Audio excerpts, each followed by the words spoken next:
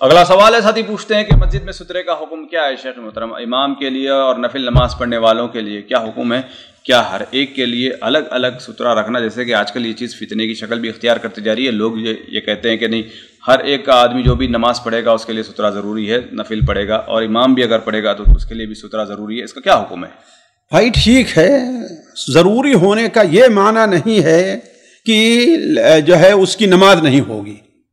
پہلی چیز تو یہ ہے کہ مسجدوں میں آج کل جیسے آپ کے حیدرآباد وغیرہ میں دیکھا کہ لکڑی کے سترے بنا کر کے رکھے گئے ہیں، یہ بدعت ہے، یہ بدعت ہے. پوری تاریخ اسلام میں اس کا کہیں ثبوت نہیں ہے. لجنہ دائمہ سعودیہ کا اگر مجھے بولنے فتویٰ بھی ہے کہ ہاں یہ چیز غلط ہے، یہ چیز غلط ہے.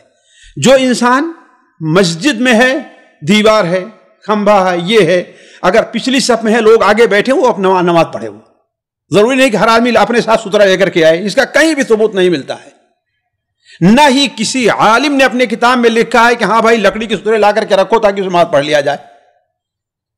تو یہ جو چیز ظاہر ہوئی ہے بعض علاقوں میں، آپ نے بھی دیکھا ہوگا، یہ قطعاً بدعت ہے، اس کو روکنا چاہیے.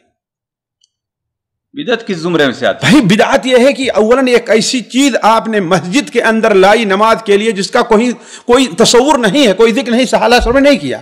دیکھیے یہ علماء کا اصول ہے، جو چیز جس کی آج ضرورت ہے اس کی اس وقت بھی ضرورت تھی، اس کو ان لوگوں نے نہیں کیا، آج کیا جا رہا ہے، اس کا مطلب کیا ہے؟ وہ بدعت ہے کہ نہیں ہے؟ تو ان لوگوں نے کیا ہے. آپ اپنے بڑوں سے پوچھیں کہ ہندوستان کے مسجدوں میں سترے تھے یا سعودیوں کے مسجدوں میں سترے تھے؟ کہیں تاریخ میں ملتا ہے؟ یہ ہے کہیں چیز؟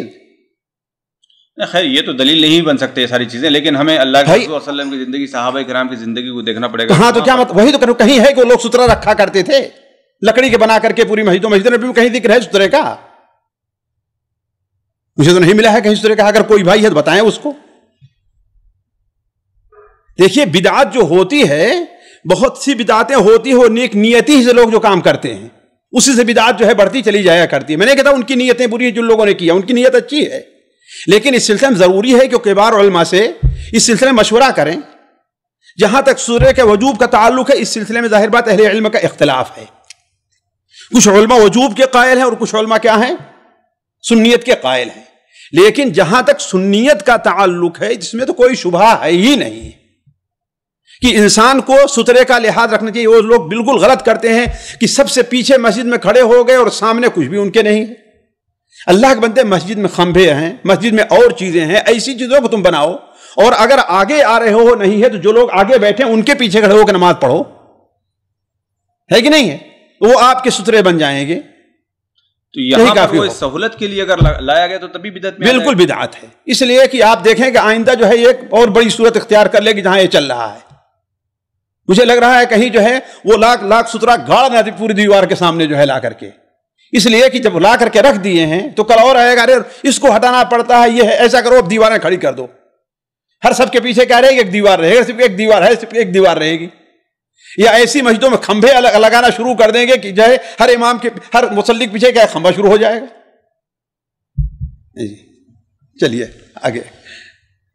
اور امام کے لیے کوئی اسپیشل رکھنا پڑے گا یا جو دیوار ہے مسجد کی وہی کافی ہے؟ وہی دیوار بھلے سے تھوڑی دور پر ہے، دیوار بھلے سے دور پر ہے. کتنی دور رہے گی؟ 50 میٹر دور رہے گی، 1 میٹر دور ہے، کوئی حرجہ نہیں. لیکن اصل یہ ہے سترہ کے قریب ہونا چاہیے. لیکن بسا اوقات کوئی مجبوری رہتی ہے، کوئی وجہ رہتی ہے پیچھے آنے کے لیے، تو الگ سے سترہ رکھنے کی ضرورت نہیں ہے. ایک سب اللہ کہ بہت دور ہو جائے، جیسے یہاں بعض مسجدوں میں ہوتا ہے، تو ٹھیک ہے مانگ لے سترہ رکھ لے. وہ یا الگ سے سترہ کیا ضرورت ہے؟ کسی کھمبے کو سترہ بنا کر کے پڑھ لے. کھمبے ہیں نا مسجدوں میں. جی سامعین کرام، ہمارے علمی اور عوامی دروس اور سوال و جواب کی مجلسوں سے آپ خود بھی مستفید ہوں اور اپنے دوست و احباب کے ساتھ بھی شیئر کریں. عین ممکن ہے کہ آپ کے شیئر سے کسی کی اصلاح اور آپ کے لیے صدقہ جاریہ بن جائے.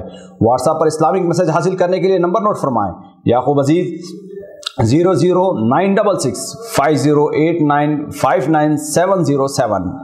واٹس ایپ سوال جو آپ گروپ میں ایڈ ہونے کے لیے نمبر نوٹ فرمائیں: عبدالسلام عمری 00966502627 نمبر بھیجتے ہوئے نام اور پتہ ضرور لکھیں۔ اسی طرح ہمارے یوٹیوب چینل اسلامی دعویٰ کو ضرور سبسکرائب کریں تاکہ ہماری ہر نئی اور اہم ویڈیو کی اطلاع آپ کو فوری حاصل ہو جائے۔ تمام دروس، مقالات اور سوال و جواب سیریز کے لیے ہماری مشہور ویب سائٹ www.islamidawah.com کا مشاہدہ کرتے رہیں۔ السلام علیکم ورحمۃ اللہ وبرکاتہ۔